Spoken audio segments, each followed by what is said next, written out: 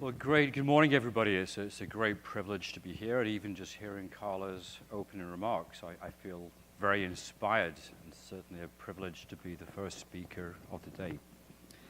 It's kind of a little bit of an unusual presentation that I'd like to talk you through for the next 45 minutes.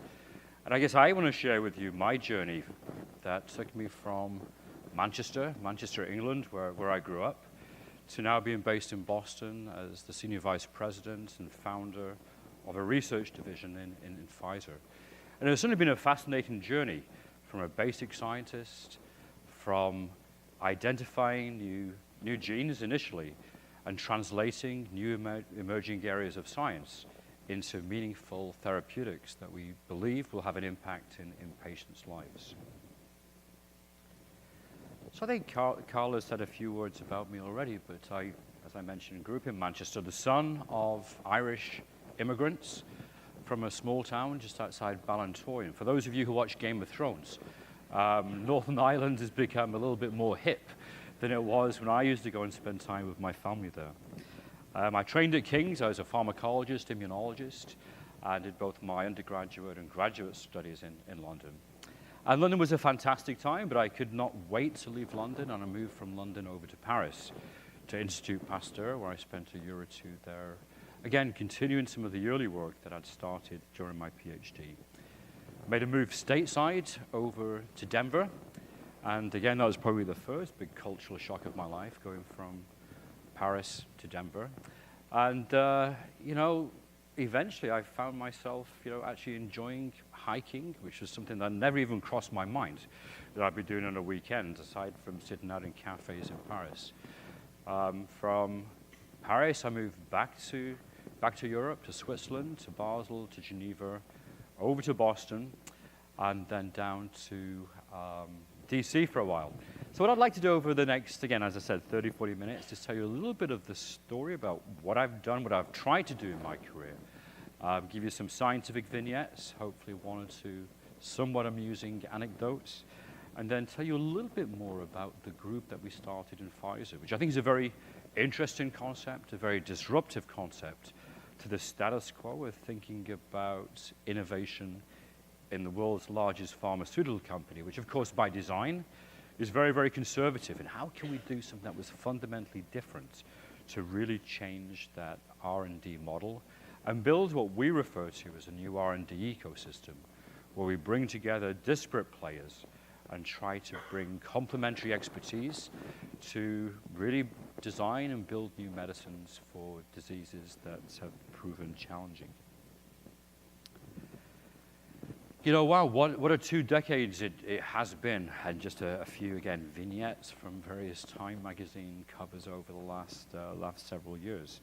I mean, the things that we've learned in science and the things that we appreciate today, maybe in some respects even 5 years ago, 10 years ago, were unthinkable. And whether that's now our understanding of the role of the immune system and the role the immune system plays in tumor surveillance, whether it's understanding CRISPR techniques and new technologies to be able to gene edit, and a whole variety of other types of technologies that are having an impact, at least in how we understand disease. And yet it's somewhat challenging with all this new information. With the sequencing of the human genome, of course, that was complete now, 15, 18 years ago. We've struggled to translate that tremendous insight into biology, all that tremendous knowledge about basic science, and yet it fails to translate to new therapeutics. So something seems to be not quite connected as it should be. So here's a little bit of data. It's somewhat old now. It only goes up, till about 7 or 8 years ago. But what I tried to highlight here is the spending in R&D, and you see that in the pink slopes. Tremendous investment in research and development by the pharma biotech sector. And of course, then if you look at the new drugs that have been produced, arguably no increase in the number of new compounds that get into patients. So an increase in the investment in the order of a magnitude from back in the early 90s of around about $8 billion up to now close to $40 billion.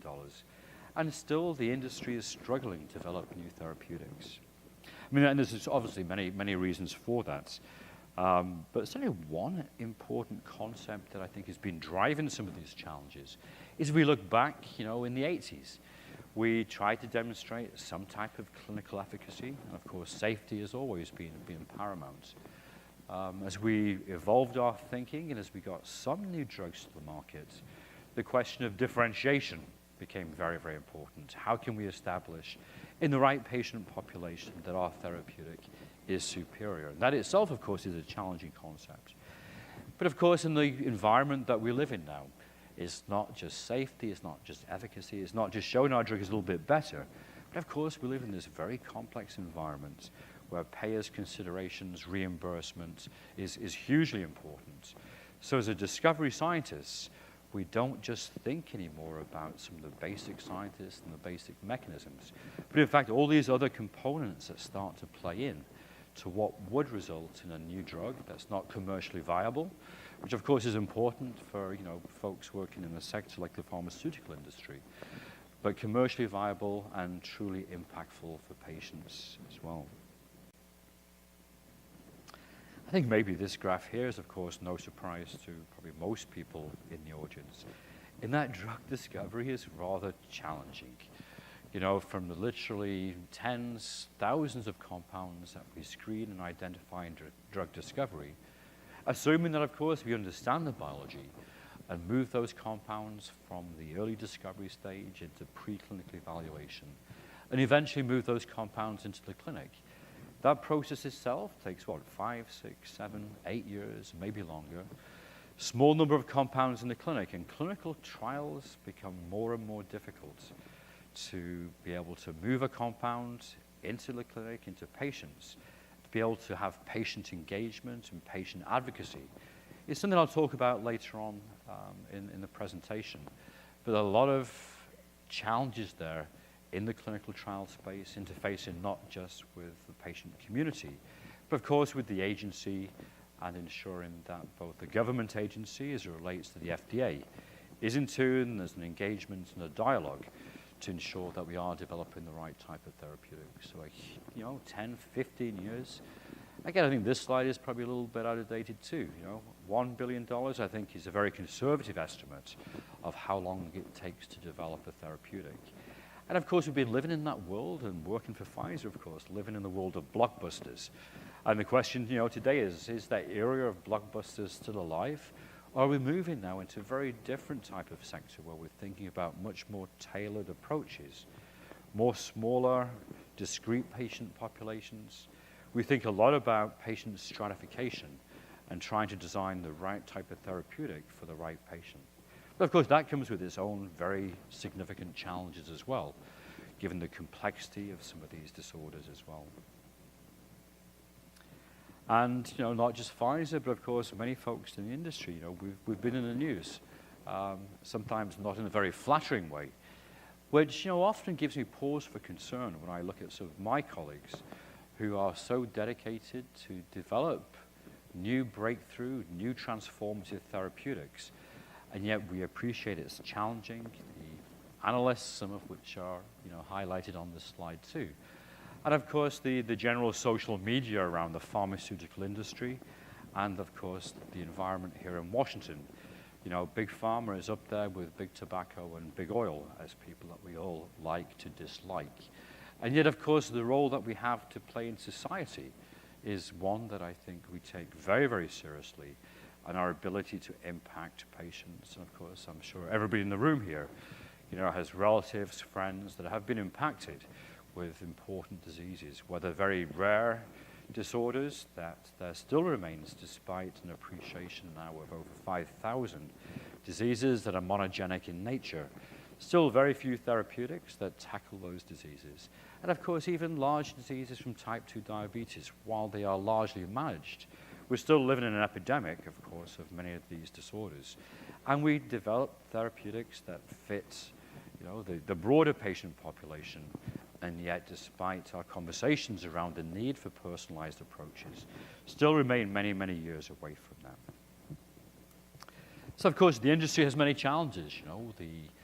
The premium that's placed on innovation, and yet where does innovation come from? arguably a lot of innovation happens over in the public sector, in academia.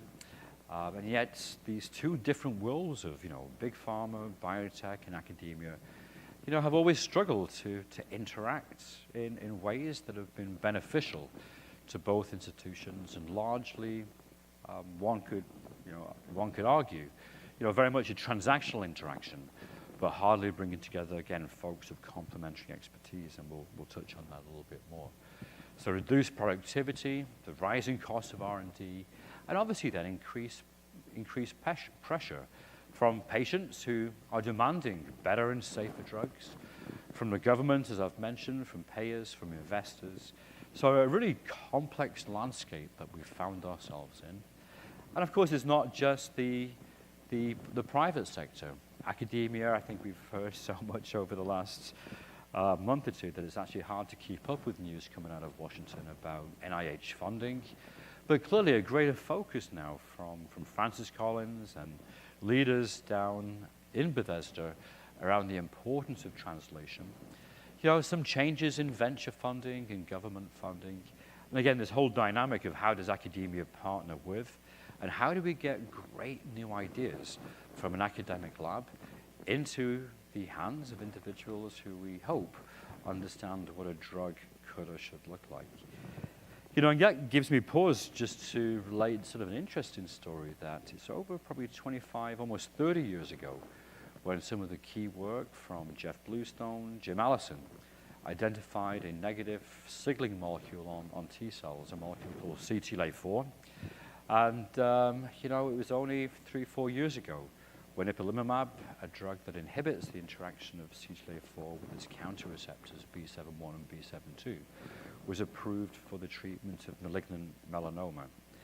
So that seems a little bit odd to me, 30 years from that fundamental insight into mechanisms that control T-cell activation, to translate that into an approved drug to treat patients whose disease was largely unmanageable, with a very poor outcome once their disease was diagnosed. So what's my own story? Well, I put this little asterisk next to 1986 because I didn't want to give you the impression that was the year I was born in. But that was certainly the year that I started my PhD in London.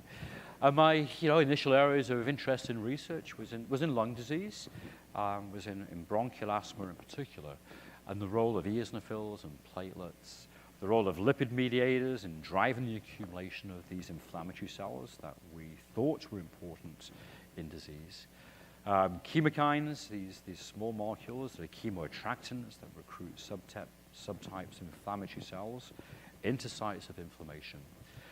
Interleukins, and very much focused on adaptive immunity was the initial focus of my own research. Came over to the States, and we started to appreciate that innate immunity played a central role in not just immune homeostasis, but in inflammatory reactions and inflammatory responses. So toll-like receptors, pattern recognition, and damp recognition molecules.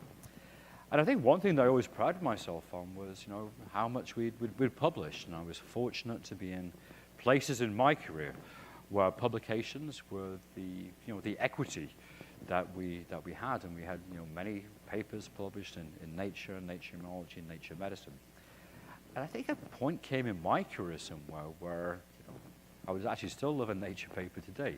But it also became equally, if not more important for me, to be able to realize and translate some of those initial insights, initial observations into the clinic. And I'll say a few words as the conversation emerges as I tell you a little bit more about my story. It was hard to find this paper, even as wonderful as PubMed is. This was the very first paper that I published. It looks like kind of an old paper from the font there. And this was the description of a new molecule called PAF, platelet activating factor at the time. And I was fortunate during my PhD to be sponsored by a French company, Institut Henri Beaufort, or IPSEM. And the downside, of course, of being sponsored by a French company when you're a 21-year-old student in London, that I had to spend a week in Paris every month. So while my colleagues were going to dreadful places in the UK, like Slough and Milton Keynes, I was jet-setting off to Paris and hanging out in the 15th arrondissement, which was a fantastic time. This is Clive Page, my old supervisor. I guess I pulled a wrong image there of London, because certainly the London Eye was certainly not in London when I was kicking around. But this was the general concept of what I was interested in at the time, and looking at mechanisms of eosinophil recruitment into the inflamed airways as an experimental model of asthma. And I continued those studies, and we actually again, published a whole series of papers here looking at the role of platelets moving on from those initial work in small experimental animals into, in this case, this allergic rabbit model, which is quite interesting. My PhD supervisor at the time had a collaborator over in East Carolina University. So there I was then, from London to Paris, and I found myself in East Carolina as a 22-year-old guy. And there are so many stories that actually haunt me today that I'll tell you about the time over a drink sometime. But, you know, I did actually discover the Pirates. I think they were pretty rubbish as a football team, but nevertheless, that's when I first started to appreciate and understand a little bit about American football. But it was a great time, and really my first time in the States working at an American university. And you know, again, very formative to spend, you know, six months over in East Carolina University. But fortunately, I was managed to leave North Carolina and go back to Paris again. And this is Professor Valgaftig, who is the head of division there at Institut Pasteur. And I spent a wonderful year and a half in Paris. We published a couple of papers, but I think there was many other things I learned about living in Paris at the time that maybe took me a little bit away from time I should have been spending in the lab. But again, a very formative time in my career, really continuing some of the thoughts around the eosinophils, inflammation, eosinophil activation. As I mentioned, I left Paris and moved over to the States again, to actually probably what was one of the, and probably still continues to be, one of the premier immunology respiratory centers in the country. And that's the National Jewish Center of Immunology.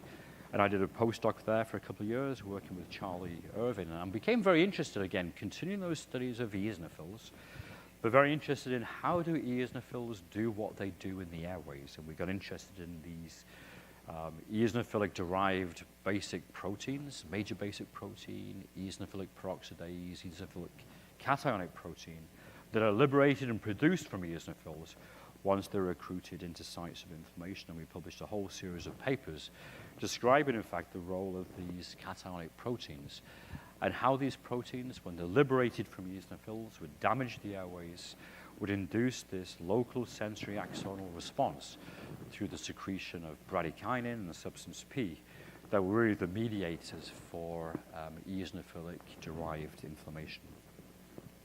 So as a postdoc, and you know, I'd enjoyed, as I mentioned there, you know, living out there in the Rockies, but Europe was calling me, and it was time then to leave Denver and move back to Europe. And I did something that was a little bit unusual, but I think it started to change how I thought about science, in that I left academia to go and do another postdoc at CIBA, that's now Novartis.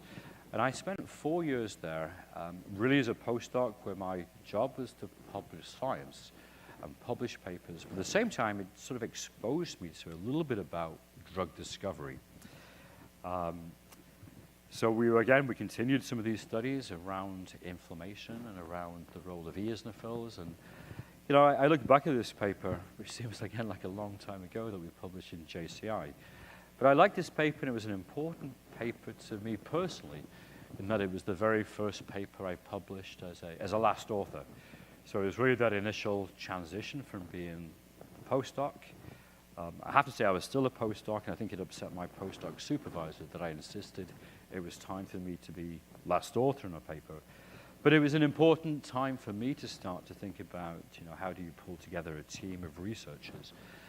And you'll see here, you know, some colleagues that I still spend a lot of time with, most notably Claude Bertrand and Shogo, who's the first author in the paper there, was my postdoc who was visiting and spending time with us in Switzerland from Japan. I don't know if anybody's been to Basel, but it's actually a very curious place. You know, it's Switzerland, so there's a strange set of rules you have to follow. And it probably took me a year and a half to realize if you don't follow the rules, you're going to be pretty miserable. So, of course, I became more Swiss than most Swiss. And, you know, they have this great carnival that happens in the beginning of February every year.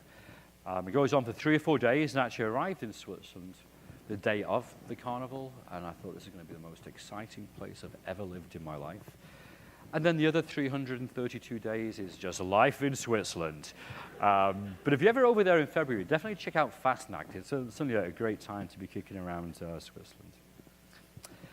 And one of the other interesting areas that I started to get interested in at the time was sort of moving a little bit away from what was almost a classical pharmacology training to what was becoming an emerging area, an emerging appreciation of the role of lymphocytes and cytokines in regulation of inflammatory responses. And here we became very interested and becomes important for what I'd like to tell you about later. The role of this cytokine, interleukin-5, that's an important cytokine to regulate the emigration and migration of eosinophils from the bone marrow that can then facilitate the recruitment at sites of inflammation. And again, we published a paper here. You'll see Claude again and Shogo. A very talented scientist that I collaborated with, Manfred Kopf, who was at the Basel Institute of Immunology, which is literally just next door to where we were in Novartis. And we demonstrated that IL-5 here and another cytokine, interleukin-4, derived from CD4 positive T cells, was really essential and important to induce lung inflammatory and mucosal lung inflammation. You know, as part of the collaboration, too, with the folks at the Basel Institute of Immunology, we started to identify and work on these new family of molecules that really had just been identified on these chemokines, a large family of molecules now that we've appreciated over the last decade. But in particular, this molecule here, eotaxin, that we cloned and identified and demonstrated with Manfred and with a young scientist who actually had just left the Basel Institute, Jose Carlos Gutierrez Ramos, and had moved from Basel and was a junior faculty over at Harvard. And we demonstrated there with JC and Manfred that you know, these molecules in conjunction with IL-5 is central, again, to regulation of eosinophilic inflammation. So we published that paper back in 1996 in Immunity, and that really led to, you know, a whole new insight into the role and interplay between interleukins and cytokines themselves. As destiny would have it, that Jose Carlos character then called me up one day to say he's leaving Harvard and he's going to this new startup in Boston, a company called Millennium Pharmaceuticals. Of course, I was enjoying my life very much there, living in the Swiss Alps, and the idea of coming over to Boston and back to the States didn't particularly appeal to me. But I came over 3 or 4 times to see JC and meet the Millennium folks and Mark Levin and some folks that you may know there back in the old days of the early biotech revolution. And I arrived, and I just pulled this out the other day because I thought it sort of amused myself. You'll see here the stock price of Millennium shares. Now, I didn't even quite know what a share was or a stock. And I arrived there in, you know, just that little blip there in 1999.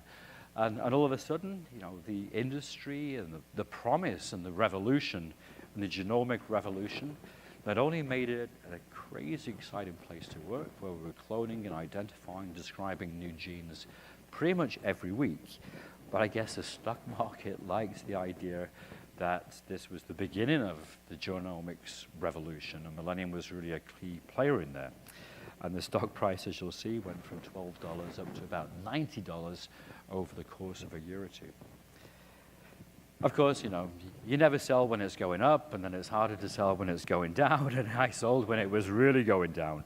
But it was a really informative time as well, just being in this crazy, exciting place, surrounded by really smart people who believed that we were going to change the world. And, you know, obviously we understood then that drug discovery was a lot more complicated than just cloning a gene. But it was a really important time in my career. And, you know, looking back, people have asked me, was Millennium a success? You know, that's hard to define what success was. Certainly if you look back and if you know the Boston biotech community, pretty much all the leaders that were in Millennium at the time have gone on to be the entrepreneurs and have really built the Boston biotech community, which arguably now is well surpassed the Bay Area as a center of venture, biotech, innovation, and investment. So in that respect, you know, Millennium was an incredible time, and I think generated and allowed many leaders like Bob Tepper, who runs a Third Rock venture firm, and many others beside, to really have been part of, you know, making sure that this life science sector, not just in Boston, but indeed elsewhere, is incredibly healthy, booming, happening, and exciting. I mean, it was during this time, too, we became interested in all these other types of funny molecules that we identified and cloned. We gave them a whole set of different names, so this was related to the B71, B72 story. We called them B7, 4, 5, 6, 7. Other people called them PDL1, PDL2. Those names stuck, and unfortunately our nomenclature did not. But we wrote this article back in Nature Immunology, again, back in the early 2000s. You'll see the last line in the conclusion here, that if we understand more about these negative regulatory molecules, you know, this will have impact not just in autoimmune disorders, but in a variety of different diseases, including transplantation rejection and the regulation of tumor immunity. And not that I want to claim any involvement in that, but of course, I think we've all been very excited about the transformative impacts of molecules now that regulate PD-1, PD-L1, with the recent approval of drugs like Keytruda, obviously for non-small cell lung cancer, melanoma, and others beside. But all good things come to an end. So I left Boston, came down here to Washington, and spent 7 years at MedImmune. Not that I don't love Gaithersburg, but I lived down in DuPont Circle and tackled the Beltway every single day for 7 years. But it was a wonderful time here to get to know leaders like Dave Mott, who was the CEO of Medi at the time, of course is now a key venture partner at NEA. And a young scientist joined us and had the office next to me, Dr. Jalal, who I think is very familiar to many of you here. And Bahija at the time was running the translational group at MedImmune. And of course, you know, as an exceptional leader and scientist and a female leader, Bahija, of course, has now gone to great heights, and we worked very closely with Pete, who was the head of R&D at the time. And I was really focused again on lupus, on asthma, continuing some of the early stage research. But I think something very, very fundamentally different about MedImmune. You know, MedImmune had been a very successful organization through the development, launch, commercialization of synergies for the treatment of kids at risk for RSV. The basic science really wasn't the MedImmune view, so they're really the complete opposite in many respects from my time there at Millennium. But nevertheless, we became interested and continued some work in interferons, and as you probably are aware, you know, interferons have been associated with a variety of different disorders, from these ultra-rare monogenic diseases like SAVI, AGS, to diseases that are more widespread, lupus, and so on. And, you know, at the time there in Medi, we made an antibody against the interferon receptor. And, you know, it's certainly very interesting and very rewarding that several years later, this antibody now is in phase 3 evaluation. The antibody that we made actually in my group is now called anifrolumab, and I hope could be one of the first new therapeutics for patients with lupus, you know, based on the outcome of the phase 2 trial that Medi and AZ is currently running. But we also, you know, continued some of our work in asthma as well. And, you know, the IL-5 molecule that I described that regulates eosinophil recruitment is also expressed on eosinophils, of course, on the receptor, and on basophils, and you'll see that in this photo mic on the left-hand side. So we developed an antibody in conjunction with Keiwa Hako, a Japanese company. And that antibody at the time became MEDI563, and we published a number of papers, both preclinically and in patients in a phase 1 study, demonstrating that this antibody, when it binds to eosinophils, is afucosylated and induces ADCC, and depletion of eosinophils both in the periphery as well as in the airways of asthmatics. So it was a pretty exciting story there from my early days, thinking about IL-5 in eosinophils and the work we did in guinea pig, IL-5 receptor that we put into patients and demonstrated that it did deplete eosinophils as we always anticipated. And several years later, I think this is a fascinating and a really exciting story for the folks there in MedImmune. This antibody that's now called benralizumab, this paper was published quite recently in the New England Journal of Medicine. And that antibody is hopefully under review at the agency at the moment and could be one of the first new biologics for the treatment of patients with severe asthma. So again, long time ago, thinking about work there in preclinical experimental animals to the development of a new therapeutic that we hope will have a significant impact in asthmatic patients whose disease is not controlled by steroids.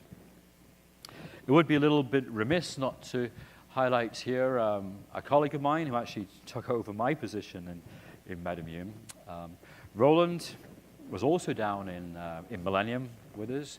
And when I came up to DC, Roland joined me and as the head of MedImmune. Roland is not just a great leader, but in fact, when I got married, I couldn't think of a better guy, not just to be a good man, but to be the best man. So, it becomes a small world.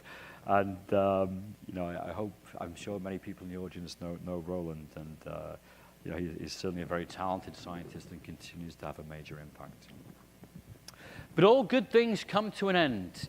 The Beltway was, again, a little bit too much for me. It was time to think about what I wanted to do next.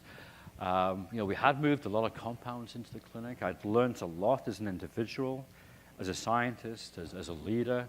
But it was time to go home. And, it's funny that I've referred to Boston as home. But, this guy, again, appeared in my life who was now an executive in Pfizer. So Jose Carlos called me back up again. And I guess it couldn't have been a bad experience for both of us. JC called me up to say, but let's chat. I've got kind of an idea I want to kick around with you. And we started to share some thoughts about, what did we love about our time as a basic scientist? What was great about being in a startup, in a biotech, and that type of culture and environment? And of course, all the good things that happen in big pharma. So we started to think about, things are changing. Could we pull together a different type of organization where we try to bring together different players and we try to do something fundamentally different, bringing together big pharma, our understanding of drug discovery, but to build a group that feels more biotech-like and to find a different way to work with academia, with venture, and with patient foundations. It was interesting when we reflected on this, and the take-home message, and it's not necessary to really look at the slide, aside from looking at that red bar on the right-hand side, is that actually when you look at the number of drugs that have been approved, again, slide's a little bit out of date, but during 1998 and 2007, of the 252 plus or minus drugs that were approved at this time, right about 50% of those drugs either had their home either in academia or in biotech. So we started to reflect on, well, can we try and find a way to be able to partner with, collaborate, and be part of this new R&D ecosystem? And then, in fact, is what we've done, is what the group that I'm responsible for now is, it's the Centers of Therapeutic Innovation. So we've taken people out of Pfizer. We've built 4 different laboratories. Boston, we're in the middle of Longwood, if you know the Boston community there. We're next to Dana-Farber, Beth Israel Children's. We have 2 centers in California, one down in La Jolla, one on the Mission Bay campus across the street from UCSF, and a group down in New York City in the Alexandria Center for Life Sciences next to NYU. So, a little bit peculiar. We've pulled people out of Pfizer. We're a group of about 100 people. We put, folks who understand drug discovery and embedded them in places where we thought there was great basic and translational work. We built an agreement, a master agreement, with now over 32, 35 institutions, really across the US. We are a little bit East Coast, West Coast centric, but more recently we've started to collaborate with Hopkins, University of Maryland.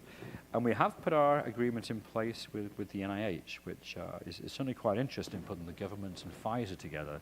It gives me pause for concern. But nevertheless, we do have a pretty broad collaboration with the NIH that gives us access to all 27 institutes and centers down in the intramural program there in Bethesda.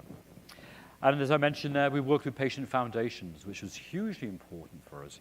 And it's been very rewarding, insightful to be able to think about science, not just as a scientist or even as a translational biologist, but to think about what patients need. So we're working very closely with the Juvenile Diabetes Research Foundation, with the Alzheimer's Drug Foundation, the rest of the folks you see in the slide.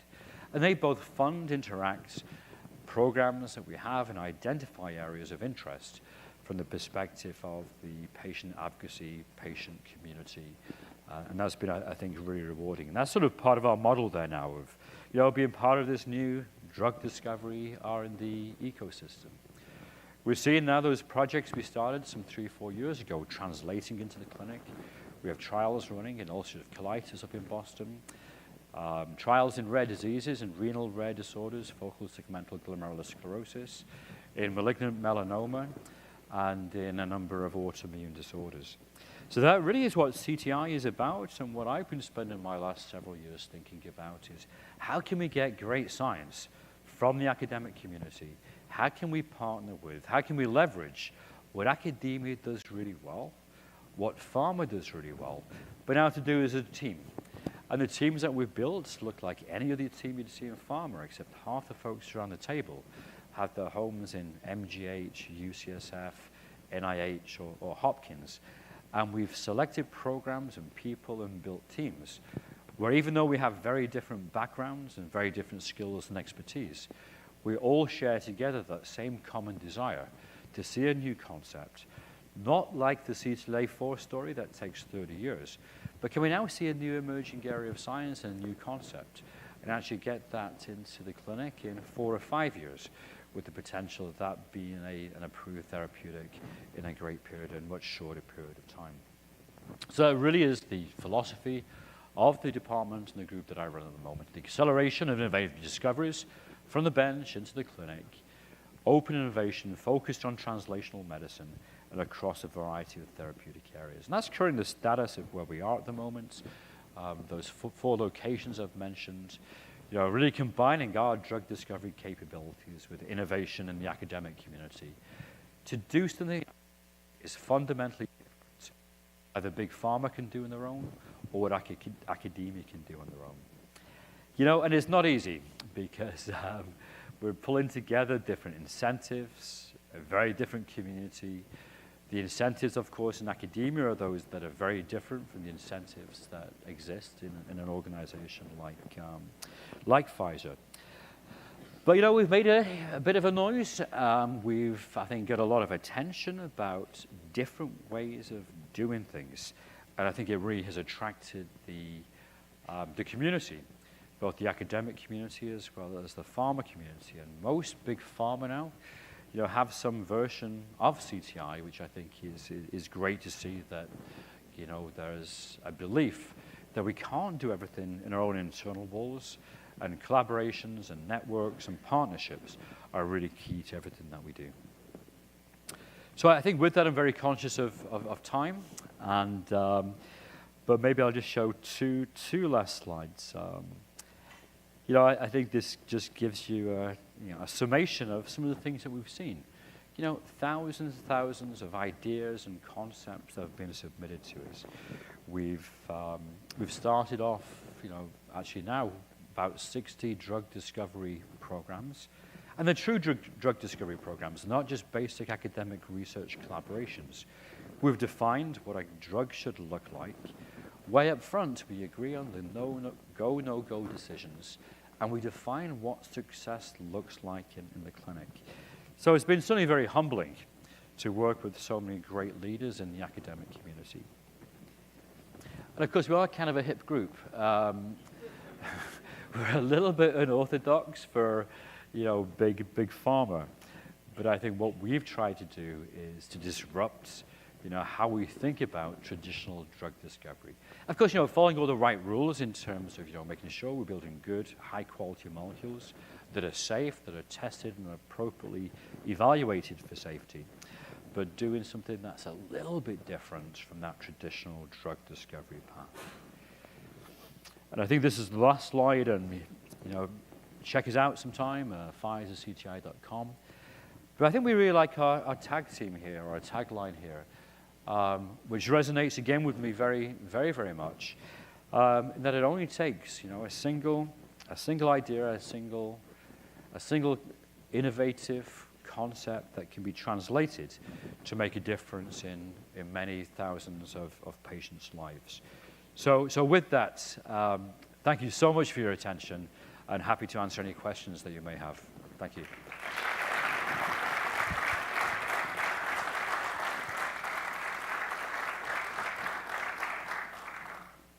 Thanks, Tony. We have a couple of mics going down the aisle. Please use the mic since we're recording this, and state your name and your affiliation. Thanks. My name is Ben Portney. I'm from University of Maryland, Baltimore. I'm a PhD student. Thanks for your talk. It was really great.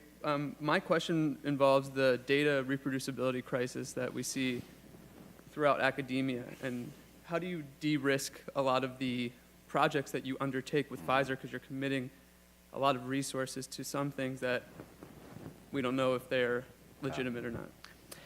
Obviously, it's a very controversial subject, isn't it? It's been in the news a lot. There's a lot of work and a lot of sponsorship, again, from the NIH to really understand this issue of data reproducibility. If you look where many of the programs that, certainly Pfizer, I think pharma in general, would initiate as a drug discovery program, it really comes from the literature. And we'd read a paper, and then we'd try to mimic an academic team and continue the work there afterwards. And then that has, again, some, its challenges, as you allude to. I think for us, it's been fundamentally very different, because we're not trying to imitate the academic team. We actually build a team with the academic lab, and very, very, very quickly, we get a good sense if the data isn't quite as reproducible in Figure 1 as Figure 1 led you to believe that representative piece of data was for a drug discovery program. The model that we've built, in some ways, it's a little bit like venture funding in that it's capital efficient. So we're not writing grants for 5 years, even though the relationship we have with University of Maryland is for 5 years. But every 6 months, we'll sit down, not just with the research team, but we have a joint steering committee that's comprised of folks from my organization and from the academic institution, whose job it is to decide, is that data and is the team progressing and doing the things that the team said? And if not, we pull the money and invest our dollars somewhere else. The question of reproducibility of scientific data, I think for the most part, I think the questions really relate to, are we using good reagents? Are those reagents valid? I think probably just the quality of the reagents that allow you to make conclusions in academia may be slightly different from the types of molecules or antibodies that we generate in biotech pharma. So it continues to be an issue, but I think the way that we've tried to approach that is, if you're going to be working in a very innovative space, you're going to know a lot less. The data may just come from one lab, but if you can get in there early, figure it out, and if it doesn't work, get out quickly, I think is the best way to do that. The reverse side is you wait till everybody's working on it, and it's been so thoroughly vetted, validated, that now you're one of 5 companies in phase 2 trying to be the first one to the market. And that doesn't seem to be a very good way to be using the dollars and the resources that we have to be making me too, me a little bit better type drugs. So I think it's part of the business that we're in, part of the business of science. But I think we can get in early, get out quick, and take the best ideas and advance them.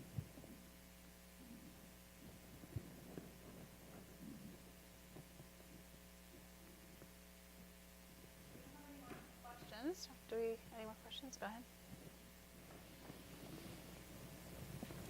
Thanks, Tony. I'm Kuldeep Niyote. I'm part of Johnson & Johnson Innovation, and thank you very much for taking us down memory lane with chemokines. It was a bit of a memory lane, wasn't it? It certainly was. My question really is, as you reflect on all your research efforts on eosinophil biology and its role in asthmatic diseases or eosinophil-based pathophysiologies, Can you comment on what % of those, research, those basic research insights and discoveries that are found truly translate into therapeutics? And then perhaps provide your insights into why that is. Is it perhaps because we don't have the right people with the skill set to do the translation? Or is it that the biology is the biology and you can't really, make drugs from what you've learned? Gosh, I mean, it's such a profound question, isn't it? I think for many years we've relied on experimental animal models. And I think, back in the 80s, 90s, we're naive enough to believe that giving an egg protein to a guinea pig equaled asthma. And, we spent a lot of time doing that type of stuff. I think academia was so focused in the basic space. And there's been a change there. There's much more translation and appreciation of translation. Certainly in the US, and I think in the UK now, we're seeing much more cross-discipline teams with basic scientists working with scientist-physicians. I think we need to spend more time thinking about, human disease. Is genetics taking us somewhere? More human biology.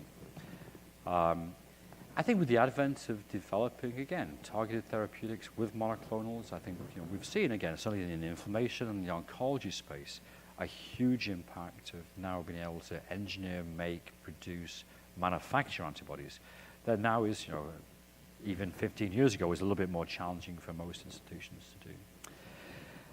So I think it's also a mindset too, I think this is why this whole notion of bringing together academia, pharma, can you do something a little bit different? And there's getting teams of medicinal chemists, antibody engineers, talking to biologists and, being more collaborative. I think those things that we're seeing are having an impact. But we still need that great insight, don't we, into basic mechanisms of disease. But then I think, to be able to develop drugs quicker and get them into the clinic, where really we answer questions in the clinic rather than preclinically. So certainly one of my philosophies, let's show a compound is safe preclinically. Let's have some good human immunology, but let's ask a question in a small patient population, and then we can trigger down, double down, and further invest once we see some type of mechanistic signal in patients that gives us some confidence that we need to continue to further invest afterwards.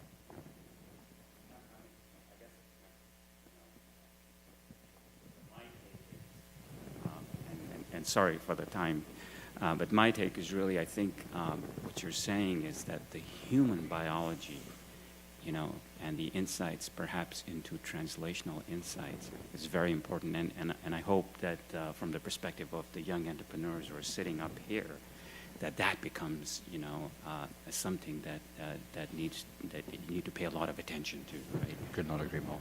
Absolutely.